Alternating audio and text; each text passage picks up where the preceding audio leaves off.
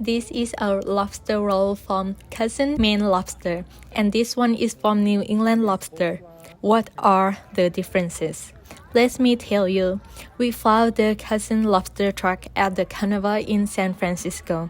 It's fun to watch all the performances. The lobster meat from cousin lobster is sweet and juicy. The only seasoning tool is lemon. I think it's a good idea because we can experience the taste of whole lobster meat. We love it. Let's have a look at New England lobster. The lobster here are from the tanks, not like cousin lobster that are wild lobsters. The lobster meat at New England lobster is thicker.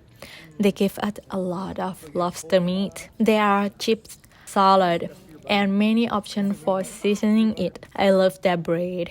We eat it with butter.